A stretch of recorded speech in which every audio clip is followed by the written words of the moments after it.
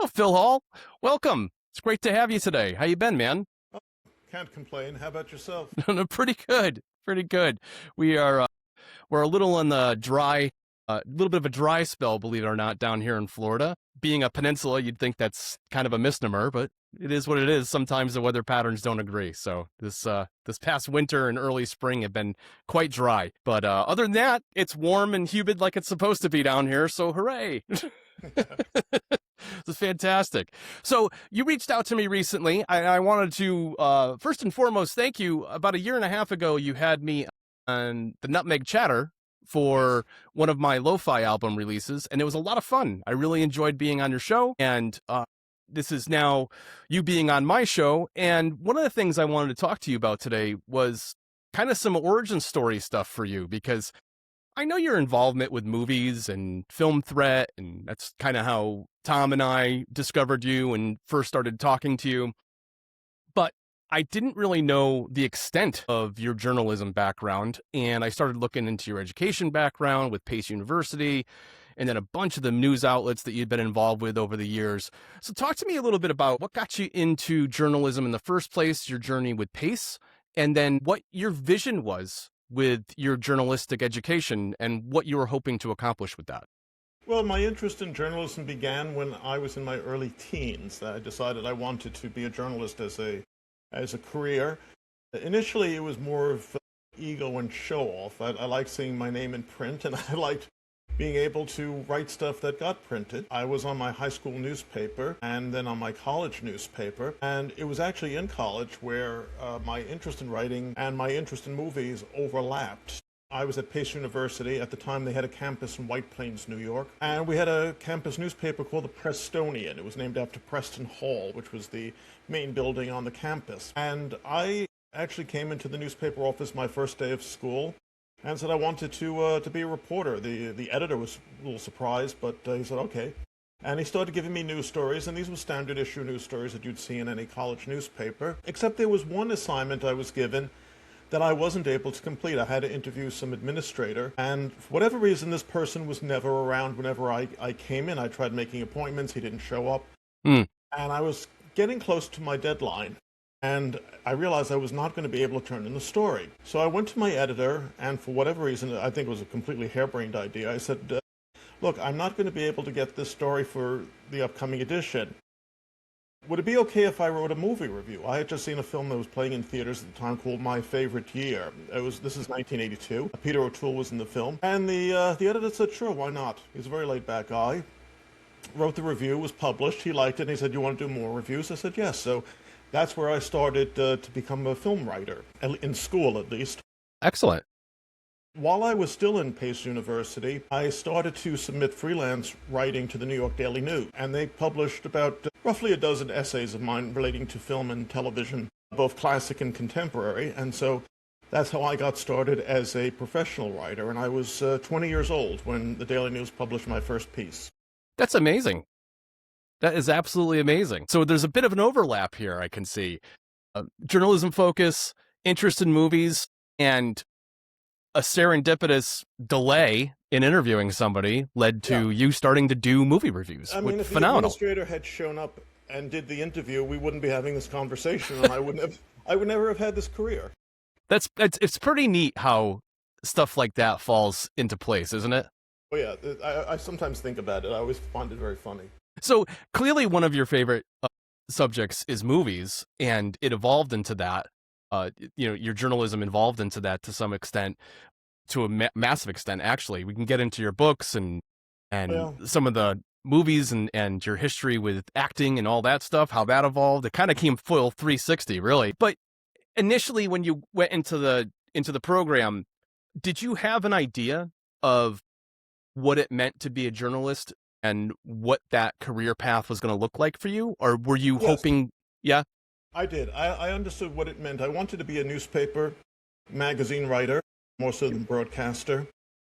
I understood what it meant to write stories and to have assignments and meet deadlines and fact check, etc. So it was funny, my first day at Pace University, we had orientation, and a whole bunch of freshmen, including myself, were brought into a classroom. I was sitting in the front row of the class, and the teacher who was leading the class said, how many people here know what they want to be when they get out of school? And I raised my hand, and there was laughter. And what's funny? And I turn around, and I'm the only one with their hand up. So we have a class full of about maybe 40, 50 freshmen, and I'm the only one who already had a focus on what I wanted as a career. Well, that's interesting in the sense that I'm sure it was a little off-putting to you. You're like, wait a minute, should I have an idea? No, Looking around the right. No, it wasn't off-putting to me that I should No. have an idea. It was off-putting to me that I was the only one who had an idea. I Yeah. thought it was strange that everybody started college without knowing what they wanted for a career. I mean, what are you doing in college if you don't know what you want to be? Well, I would be an atypical example of that. So my path was much different. I didn't commit to 4 years, get out and have the degree of the thing that I wanted. It took me about 12 years to figure out what I wanted to be when I grew up. So that being said, I kind of chased my career with my education, and it ended up evolving into, I guess I'm, focus on business administration is probably pertinent, because I started as like the School of Engineering at UConn, and then I went into communications, and then I went into a couple different other things, and eventually it was accounting, finance, and that just evolved into business management and everything. Because, I mean, at that point I had been in a construction company for 10, 12 years, and I was in a senior management position. So I was like, well, it just makes sense that I'm going to round out my education with stuff that I probably already know, and maybe just dot some I's and cross some T's, I was looking back at some of the periodicals that you had written from, and I was really impressed and interested in how you got to Wired and what you did there. Can you talk a little bit about that? Wired came after I finished with the Daily News. I was a contributor to the Daily News. I wasn't on their staff. So Wired would have been around the mid-90s, I think. Mm-hmm. And I just, as far as I remember, I submitted an inquiry to them asking if this is something, if they were looking for writers. Not just the magazine, the print magazine. They actually had a website at the time called Hot Wired, which I don't think is around anymore. Okay. And this was basically book, movie, and CD-ROM, if you remember those things. God, yeah. Reviews. And I would pitch stories. Sometimes they would give me assignments. And I wrote for Wired for about 5 years. I think it was 95 to 2000, if I'm not mistaken. Some of my stuff is still online. The Hot Wired has disappeared. One of the problems being a writer, particularly in the internet age, you think it's online, it'll always be there. No, right. It's not. No. If websites go down or if articles are intentionally removed, then unless you have a print copy, it's pretty much lost. People say, go to the Internet Archive. That's actually, sometimes you can find something, other times you can't. So I've had a career where I'd say more than half of my work that was done for the Internet, it no longer exists for one no reason kidding. or another. Yeah. It's one of the sad things, but it's okay. I mean, I've saved what I thought was the best. I don't think anything of value really disappeared, so I don't lose sleep over it. Does that work as far as, so you're either on staff or you're a freelance writer and you provide an article for these various periodicals or online forums? Is it still considered your original work, and is it something that you can republish somewhere else, or is it different deals with different periodicals? It's usually different deals. For the most part, if I'm working for somebody, the work belongs to the parent company. Okay. And I would need permission to reprint it, which usually isn't very difficult if I have a good relationship. But no, if I'm self-publishing, then I have complete control over the work. But otherwise, no. Okay. And if for some reason a company like Wired or its sister company that was the online version, if they don't have it online anymore, is it easy to say, like, if there was a really good article in there and you wanted to republish it on your own, do you think you'd get some pushback, or do you think it's just... Well, if they find out about it and they're nasty people, yes, I get okay. pushback. Okay. Otherwise, no. I don't think this is I really don't think they'd be paying much attention to an article that appeared 23 years ago. Sure. And what did you focus on in Wired as far as the subject Wired, matter? Again, it was movie reviews, more capsule reviews than full-length essays. Videos that came out, this was before the DVD era. Mm-hmm. CD-ROMs, which they don't really have those anymore, but right. Those type of programs, books. So that's what I did. It was It was the back of the magazine where they would have these capsule reviews, and that's where I was. And I did that for about 5 years. Nice. So how did the PR agency that you opened in New York fit into this time frame? Was it kind of something that overlapped, or was it after your time with the New York Times? It overlapped. Yeah, okay. The PR agency existed from 1994 to 2004. Mm-hmm. It came about because I had left journalism in 1992. I was going through a bad period in my career. I was dealing with a lot of, unfortunately, crazy people, and I was getting physically sick from working in these environments. And so an opportunity arose to go over to the public relations side of the industry. And I joined a mid-sized agency in New York City. And I had the advantage because I was coming from the media. So I knew how the media operated, and I was able to pitch stories because I knew who to contact, when to contact them, how to contact them, etc. And I did this for roughly 2 years, and I was under the impression that I could actually do a better job than this agency was doing. The agency, quite frankly, was ripping off its clients. I'm not going to mention its name, but I figured I'd like to do that. And at that time, this is 93, 94, there was a large boom in small businesses being created, including home offices. Mm-hmm.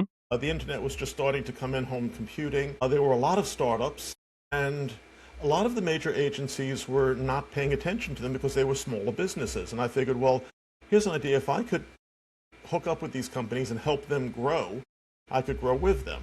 And so I started the company. It was called Open City Communications.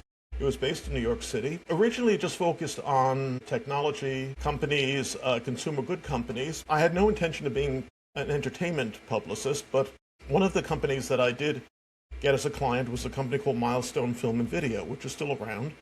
They're called Milestone Films now, and they specialized in old films on video and also rare classic films that were being re-released into theaters. And so I worked with them, and through them, I got more clients in the entertainment industry. And so I wound up, by the time the company closed, I'd say maybe 3/4 of my business was in entertainment, focusing on independent films, primarily films that are opening in the New York City area, where they needed publicists to get reviews and get interviews with the local media.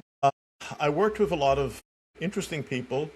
I did the re-release of Stop Making Sense, the Talking Heads film. So I worked with David Byrne and Jonathan Demme. Wonderful. Yeah. I worked with Susan Seidelman on her film Gaudy Afternoon, Larry Fessenden on his film Habit, which has become a cult favorite over the years. Actually, one of my clients was on your show recently. It was Ron Bonk. Oh, yeah. SRS Cinema. He was one of my clients. In fact, the B-Movie Hall of Fame was an idea that I pitched to him, and we did that for a number of years and got a lot of press coverage for that, and the B-Movie Film Festival too. So it was a lot of fun. This was a very different era. I'm talking from 1994 to 2004, so this is still very much before the internet age. It was just coming about. Actually, I was at the dawn of webcasting. Mm-hmm. I had a client called The Sync, SYNC, as short for synchronized, and they were one of the pioneers in webcasting. And they had back then, this is the late 90s, I don't know if you remember, many viewers might recall that at that time there wasn't a lot of original content on the internet. This is still during the dial-up period. Broadband wasn't as prevalent as it is now, obviously. And they had difficulty getting they made a few amateur videos. They got a couple of old silent movies that they could show because they were public domain. And I had contacts in the independent film world. And one of the contacts was a filmmaker out of San Francisco named Erica Jordan. And she made a feature film called Walls of Sand. It was a black and white film, a small drama, very emotional, very sincere. She had showed it on the festival circuit, but nobody picked it up for theatrical release or home video release. So I said to her, I said, Erica, how'd you like to make history? And told her about The Sync, and I said, there are no contemporary feature films on the internet now. How would you like Walls of Sand to be the first? She was excited. I showed the movie to the owners of The Sync, Tom Edwards and Carla Cole. They liked the film, and in 1999, Walls of Sand became the first contemporary feature film to be available for real-time viewing on the internet. So Very cool. That was my role in webcasting. And unfortunately, a lot of people aren't aware of that story because 2000, 2001, we had the dot-com bubble. Mm-hmm. And a lot of companies went out of business, including The Sync. So they went offline, and Walls of Sand went with them. There was a lot of press coverage. It was in the New York Times and IndieWire and some other outlets. And, of course, after the residue of the dot-com bubble was cleared away, then YouTube started, and a lot of people assume that YouTube was the first webcasting site, but no, the sync was there first. There were a few other sites there as well, but unfortunately they're all gone. Yeah. Yeah. It's interesting. It's economics play a huge role in all of that. And if it can't be self-sustained, right, through advertising, through outside investment, angel investment, that kind of thing. Some of these companies, some of these tech startups, I don't know how they're funded for 10, 12, 15 years sometimes before they show a profit. And it's like, well, it's because somebody has the vision of this is the next gen piece of technology, right? I mean, Amazon is a prime example of that. Amazon part of that is reinvestment and all those kind of financial incentives that happen on the books that show something not having a profit for a decade plus, right? But Jeff Bezos had a really forward-thinking idea with logistics, with side benefits of the movies aren't the primary thing of Prime. Prime started out as a subscription-based service so that you could avoid shipping fees, right? Yeah.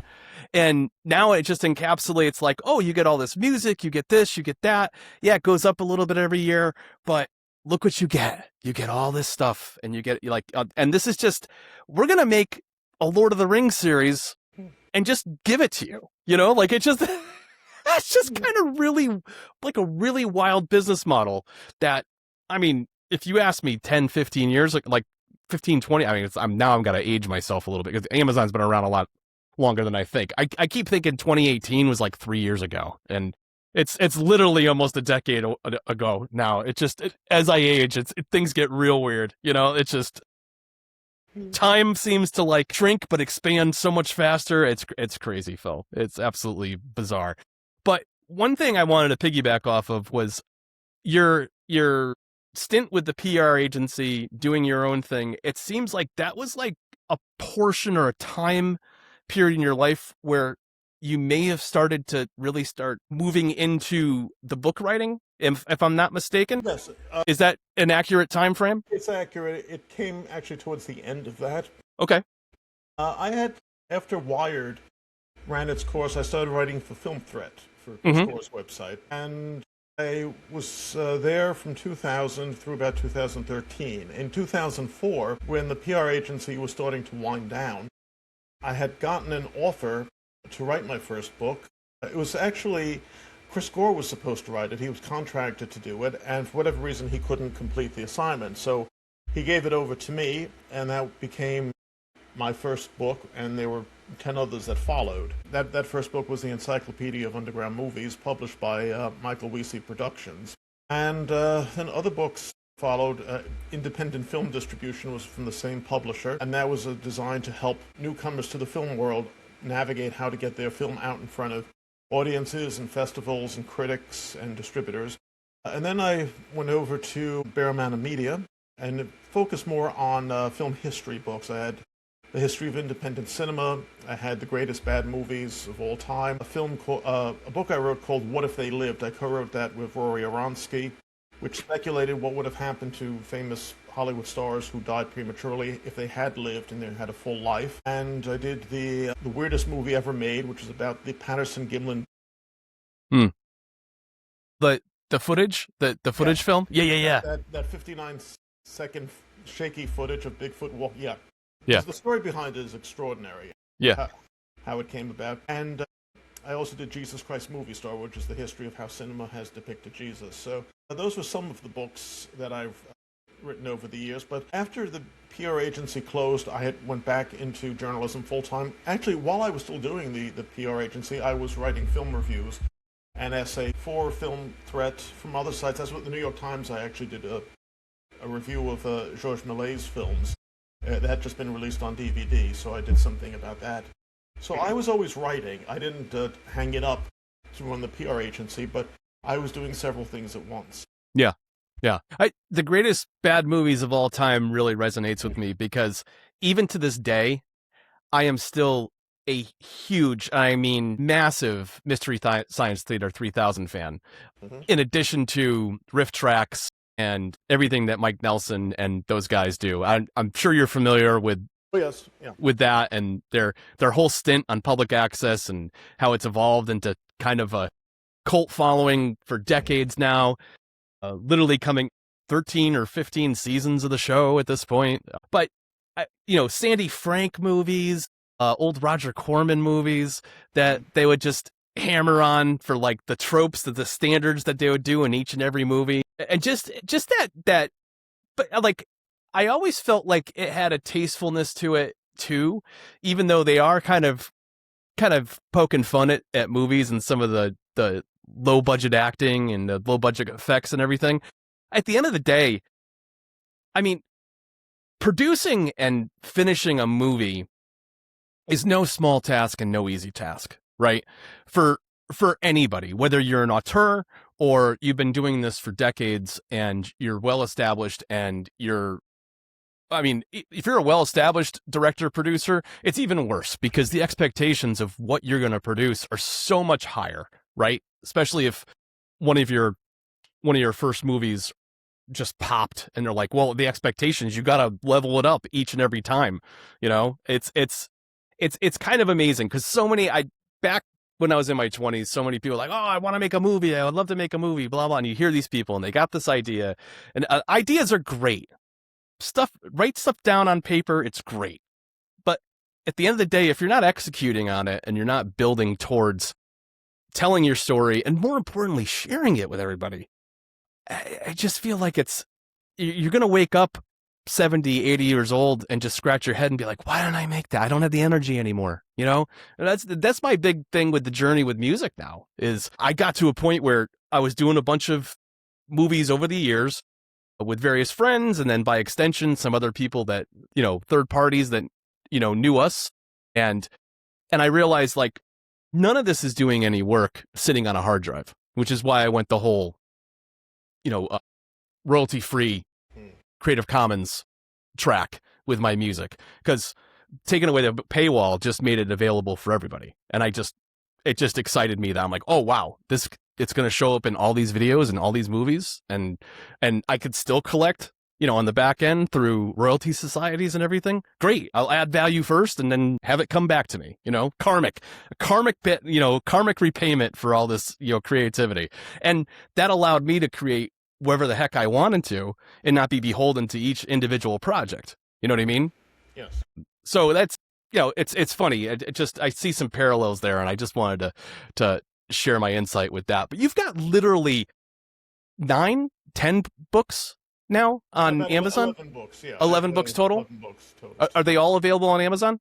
They should be. Yeah, one of them is an ebook. I did a radio play based on Moby Dick, and I did an ebook that included the play as well as a history of Moby Dick. So, but that's only as an ebook. The other books are available as print. Some of them are out of print, but they should all be on Amazon. If not, if you hunt around sites like Thrift Books or whatever secondhand bookstores are online, you should be able to find them.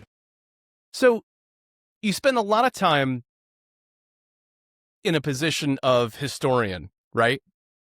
Going back, looking at some of these old movies, celebrating them, reviewing them. Yes. Doing all that. How did it feel to come full circle and actually get opportunities to act in movies, and chase all of that journalism with actually being in the thing that you're reviewing?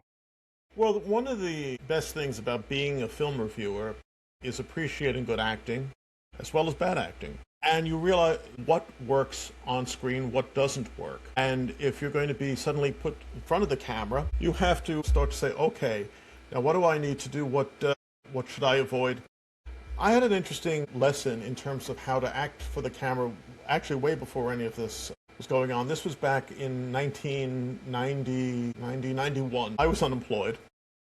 And I went with a friend of mine down to NBC Studios when Phil Donahue had his talk show. Mm-hmm. It was taped, if you remember Phil Donahue's show. Sure do.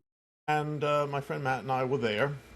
And the segment we were in the audience for was one of the typical silly Donahue shows about, should you pay girls not to get pregnant? And I know, this was daytime TV in the 90s, but they had a lot of women on the stage, and they were very, very passionate about what they were saying, very forceful, very energetic. And sitting in the audience, you really get caught up in this debate and the fury that they're bringing to the subject. Well, the next day it was televised, and I couldn't wait to see it. And I watched it, and these women seemed like a bunch of idiots. Because the camera magnified their behavior. They were playing to us in the audience. They were not playing to the camera. So while the audience members were caught up with their passion, anybody watching at home are going to see these shrill, strident women making faces, shaking their hand, almost like silent movie melodrama. And this was completely, it's like, oh my God, this isn't what I saw. This. Well, the day afterwards, Donahue interviewed Angela Lansbury.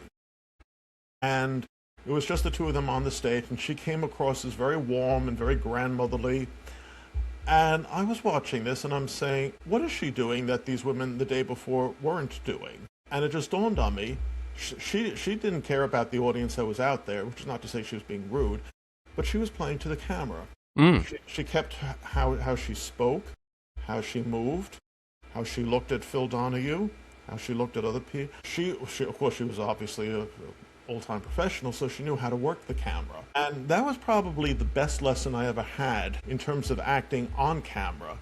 If you're in material which is a farce, then of course you're going to you can overdo it. Right. But I've also done dramatic roles too, and I have to learn basically to tone it down. And if you're going to be in a dramatic role where you're playing some of authority, of negative authority, you have to use your voice, you have to use your body language, you have to use your eyes, your eyebrows, or your movements, not in a crazy minstrelry type of way, but Right. in a very serious, deliberate manner. One of the favorite films I acted in was called Pacing the Cage, and I played a human resources officer who denies an ex-convict a job. And the way E.B. Hughes was the director of that, and initially, because I was just coming into it, I was still doing a bit of comedy, because I had been doing comedy films up to then. And they were just saying, tone it down, just go, don't overdo. And I realized what they wanted. And when I saw the finished film, I didn't even recognize myself, because this person on screen was just so abhorrent. And just so, really, it's so hard. And it's like, that's me. It's like, I didn't recognize, because I was able to get into the character, not by overemphasizing his nastiness, but by just underplaying it and keeping it in a cold demeanor, which was actually more effective than if I was being a comic villain. Yeah. So after doing a few of these, how did that affect the way that you looked at and critiqued films afterwards? Did it change? No, not at all. No?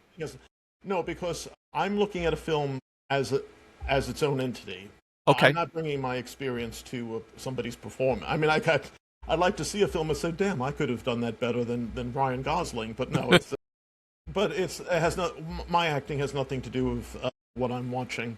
I haven't actually acted. I think the last time was before the pandemic. Okay. I mean, I've gone on to other pursuits. I made about 25 films. It was a lot of fun. But as also one of the things in show business is you have to know when to call it a day and move on to another project. Sure. A lot of shows go on way too long, and you feel it's them again. And after what was it, maybe 15 years and 25 films, it's just, all right, I did what I needed to do. This isn't my career. It was a lot of fun to do, but there were other things that I wanted to focus on. And so I don't know if I'll ever come back to acting. I had gotten a couple of offers that I had to turn down politely. I felt bad about it because they wanted me to be part of the project, but it just wasn't something that appealed to me at that time. Did your perception of the complexity of the movie business and the movie making process change after being involved with sets and being on set and acting? I have a greater respect for sound engineers, because one of the films I did, we were working with a sound engineer, and I had said to him, you're the most important person on the set, because otherwise we'd be doing a silent movie. And I think a lot of the problems with films is the inadequate sound recording, where they have to come back and redub the film. Dialogue has to be redone. Sometimes you can't help it if you're shooting out on location and there are various sounds that you have no control over. I have a greater appreciation too of the editing process, because a lot of people don't realize that films are not shot in the order that you're watching on screen. They're shot different sequences here, there, and everywhere, and trying to keep track of everything to put it all together, and matching it too is one thing, because if you're shooting under certain circumstances, lighting, whether natural sunlight or location, or even people's appearance change. I just watched the old film Little Night Music from 1977, and that was made over a period of time. Apparently there were problems in the production, and Elizabeth Taylor was the leading lady, and when you watch the film, you see that her weight fluctuates rather conspicuously between scenes, because production was so long that she wasn't able to maintain the same figure, and they tried very hard to photograph her in a way so you wouldn't realize that in some scenes she's considerably heavier than she is in others. Yeah. There's a couple of to do another callback to Misty 3000. There's a few movies that they riffed on specifically that happened. A production stopped at some point because they ran out of money, and then 9 months to a year later, Samurai Cop was an example of that. And they literally had to come back. One of the leads had cut his hair, so he had this comically bad long hair wig on that looked nothing like the hair he had in from the shots from before. And of course, like you said, many movies shoot out of sequence based on just, location availability, individual actress availability, that kind of thing. And it's kind of crazy what you have to do to finish a project sometimes it's just an example of having a limited budget and limited footage, and you gotta use what you gotta use, it's just, you gotta left with what you got, What did you like most about the experience of being on set and being part of a movie production? What would be your biggest takeaway from that? Being part of it, because I met so many wonderful people.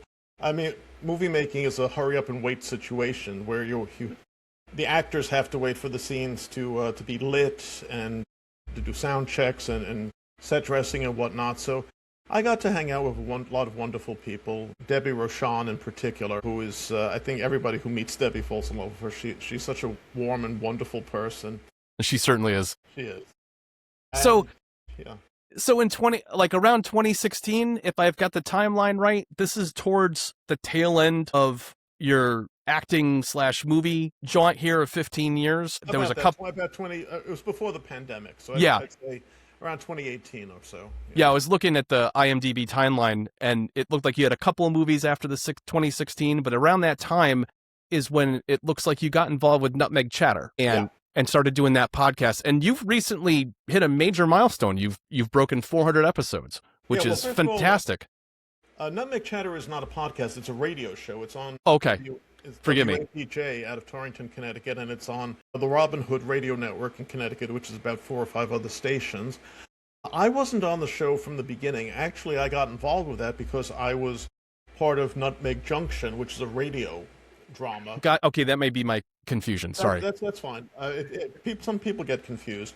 But I was part of that, and that's where Moby Dick came through, because I wrote the script and it was recorded for Nutmeg Junction. And J. Timothy Quirk was the host and producer of Nutmeg Junction. He also did double duty as the host of Nutmeg Chatter, which is a weekly talk show. And this was getting to be too much for him, so he asked the Nutmeg Junction cast, would anybody like to take over? And I did.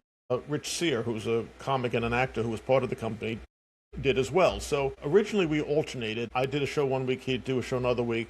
We'd come into the studio in Torrington to record the shows, and then the pandemic hit, so we started recording from home, which turned out actually to be a blessing in disguise, because when you're doing a live show in Torrington, Connecticut, you can only tap into people who can get to the studio in Torrington, Connecticut to do a live interview. Sure. Thanks to Zoom and Skype and all the other online connectivity channels, been able to interview people from all over the U.S. and from overseas as well. And so we've had guests that we normally would not have had if the pandemic had never happened. Again, going back to one of those blessing in disguise things, like from the beginning of our chat with the administrator who proved elusive in college. If he showed up, I would never have gone into the entertainment field. And if the pandemic didn't happen, I would never have been able to interview people like Arlo Guthrie or Lee Greenwood.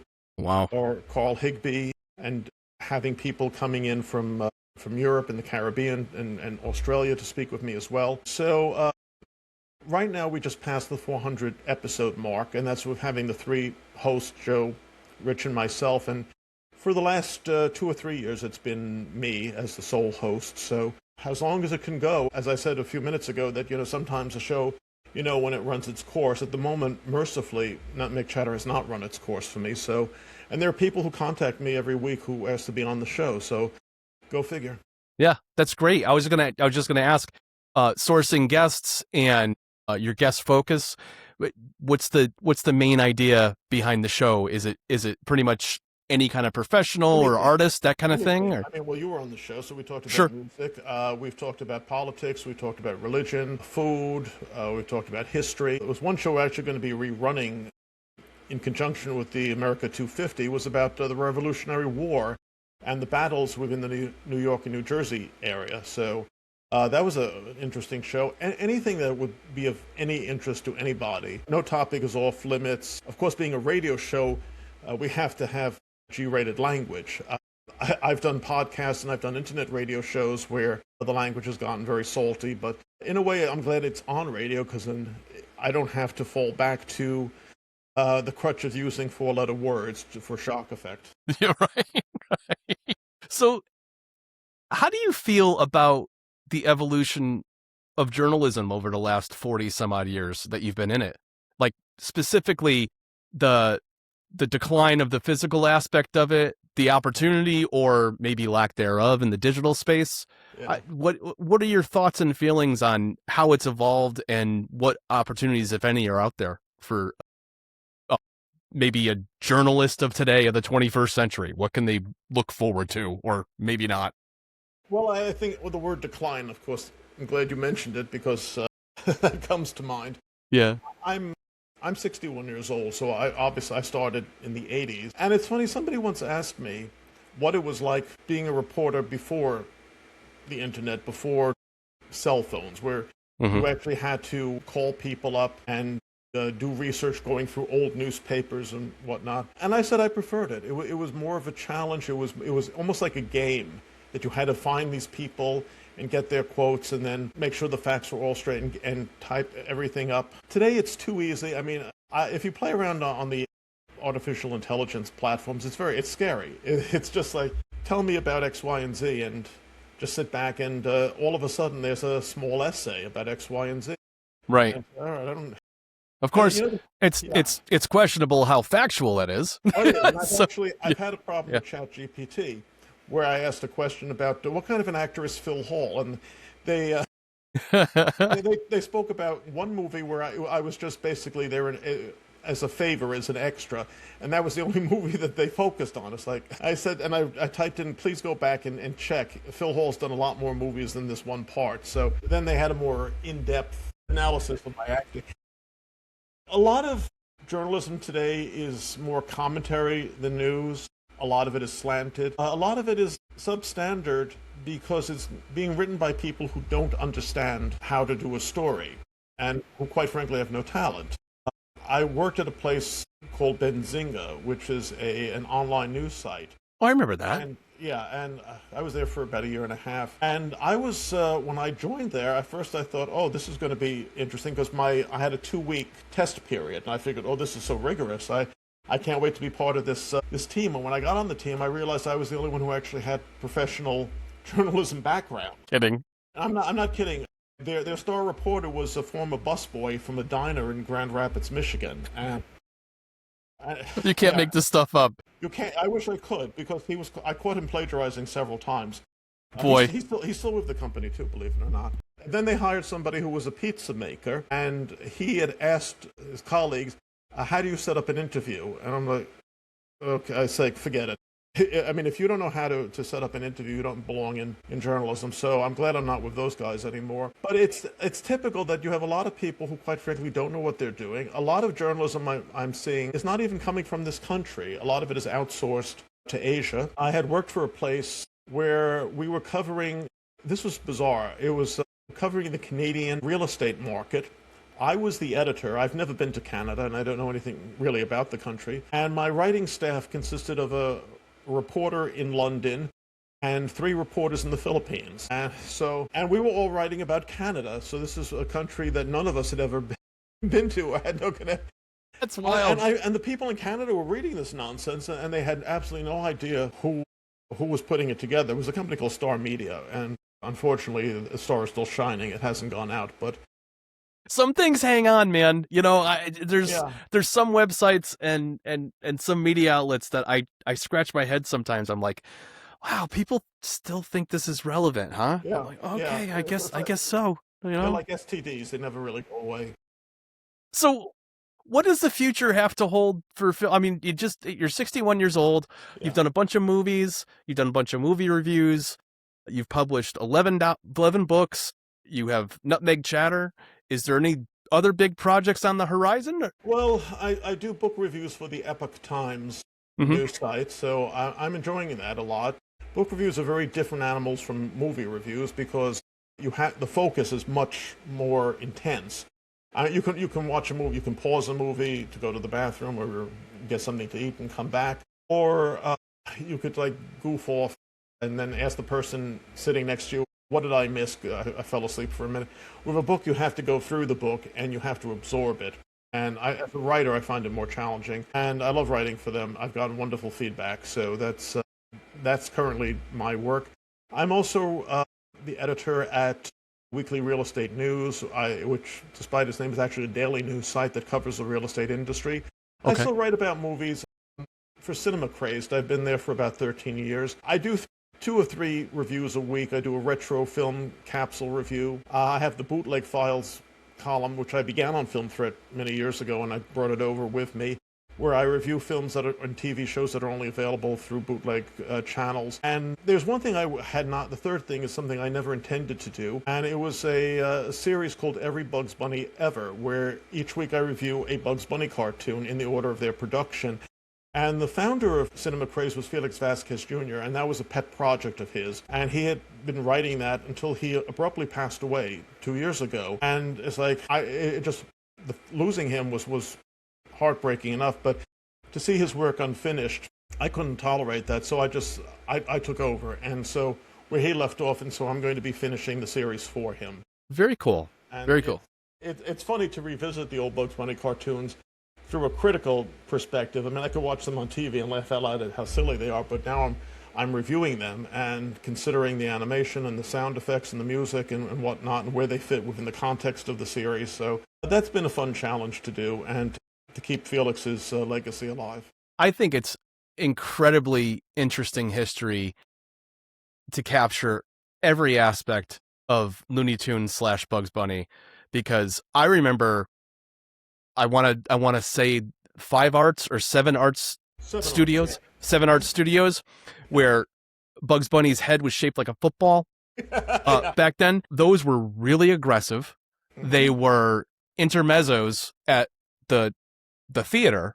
They were a lot of them were military propaganda films during Second World War or Korea. Just really wild stuff, and like heavy emphasis on like some racist tones, some, you know what I mean? Like just some really wild stuff that you wouldn't, I mean, I grew up watching those on TV, but you wouldn't catch those on TV today. The sensitivities out there, you know what I mean? But it's fascinating history. It's fascinating history. And I'm glad that they're archived somewhere and that they're available, because looking back at it, I'll show my daughter things sometimes and I'm like, she'll watch Disney and these, I'm like, this stuff is completely disinfected from what I grew up. What I grew up with was nuts, you know, like it was off the chain stuff. But that's fascinating. I can't wait to see the finished product of that. And please share, because I'd love to. Go to cinema-craze.com. Every Bugs Bunny ever. Every Wednesday there's a new column. So sweet. Yeah. So myself and Felix's work he started it. I'm just finishing it up for him. And where can we find the rest of your work, Phil? Well, the Epoch Times reviews are on the Epoch Times website. Cinema Crazed, of course, is cinema-craze.com. A lot of my writing is there. Jeez, I'm all over the place. It's kind of funny. You can follow me on social media, the usual suspects, X, LinkedIn, Facebook, Instagram. I always post all my stuff there. I wrote for Cowboys and Indians magazine, which is a lot of fun. I did some articles about the Old West, which that was a lot of fun to put together. So I have that. I don't have any other projects in the moment outside of the usual outlets that I'm writing for. But like I said, just follow me on social media and keep track of what I'm up to. Excellent. And of course, there's Nutmeg Chatter, which Yes. is online at nutmegchatter.com. Awesome. Well, thanks for taking the time to speak with me today, Phil. It has been a pleasure catching up, talking a little bit about your background and history, a lot of things that I didn't know about, and now my audience knows as well. So it's been real fun having you on, and I can't wait to talk to you again real soon. Thanks, Tim. It's been a pleasure.